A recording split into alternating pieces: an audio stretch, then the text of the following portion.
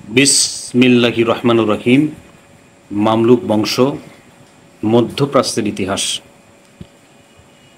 মার্জি দাবিকের যুদ্ধের প্রেক্ষাপট। সুলতান কানসওয়া আল ঘুরি 1501 সালে মিশরের মামলুক সিংহাসনে আরোহণ করেন। আল ঘুরি কাসিয়ান কৃতদাস ছিলেন। তার 40 বছর বয়সকালে তিনি আমির হিসেবে নিয়োগ পান। সিংহাসন লাভ করেই তিনি আমিরদের প্রভাব থেকে নিজেকে মুক্ত করেন। তার 15 বছরের রাজত্বকাল ছিল বিভিন্ন দিক থেকে গুরুত্বপূর্ণ ঘটনাবহুল। তার রাজত্বকালের বিশেষ উল্লেখযোগ্য ঘটনা ছিল মার্জি দাবিকের যুদ্ধ। মার্জি দাবিকের যুদ্ধের পটভূমি। 1516 সালে বসন্তকালে কানস আলেপ্পোর দিকে অগ্রসর হন। বিবদমান দুই পক্ষের মধ্যে সমঝোতা করার নামে গেলেও তার আসল উদ্দেশ্য ছিল তার বন্ধু পারস্যের ইসমাইলকে সাহায্য করা। তার উদ্দেশ্যকে শান্তিপূর্ণ রূপ দিতে তিনি তার প্রধান কাজী এবং তার অধীনস্থ খলিফা আল মোতাওয়াক্কিলকে সঙ্গে নেন।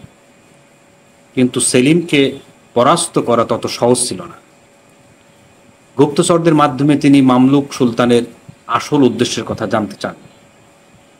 কানসের দূত সেলিমের শিবিরে গেলে তাকে অপমান করার জন্য তার দাড়ি কামিয়ে দেওয়া হয়।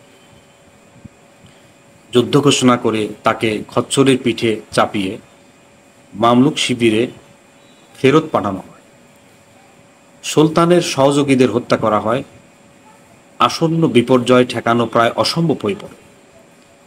কায়েতবের এককালের কৃতদাস কানসের তখন 75 বছর বয়স, কিন্তু তখনও তার উৎসাহে ভাটা পড়েনি।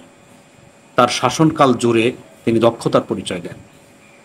এ যুদ্ধে তিনি উত্তর সিরিয়ার প্রশাসকদের আনুগত্য বা মিশরীয় আমিরদের সহযোগিতার উপর আস্থা রাখতে পারেননি।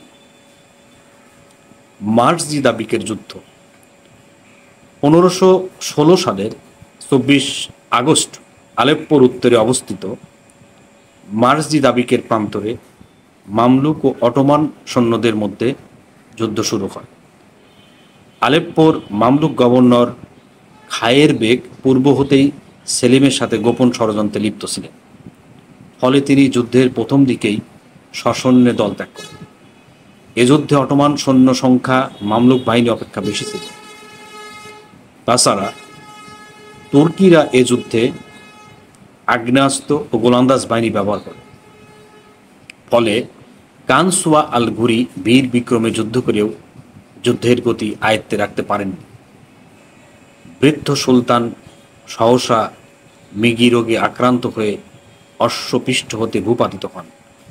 তার ছিন্ন মস্তক সেলিমের নিকট প্রেরণ করা হয়। এ যুদ্ধে অটোমানদের চূড়ান্ত বিজয় সম্পন্ন হয়। বিজয় গৌরবে সেলিম প্রথমে আলেপ্পো এবং পরে দামেস্ক ও বৈরুত অধিকার করেন। এভাবে সেলিম দ্রুতবেগে মিশর চলে আসেন। পরিশেষে দেখা যায় যে মামলুকদের অবশিষ্ট সেনারা নীল নদের দক্ষিণ তটে সেলিমের বন্দুকের শিকার হয়। তুমানবে পালিয়ে গিয়ে এক বেদুইন গোষ্ঠীপতির কাছে আশ্রয় নেন, কিন্তু সেখানেও বিশ্বাসঘাতকতা করা হয় তার সঙ্গে। অবিশ্বাসী হলেও সত্যি কথা যে কায়রোর প্রধান প্রবেশদ্বারে তাকে ফাঁসি দেওয়া হয়। ফলে চিরতরে মুছে যায় মামলুকদের আধিপত্য।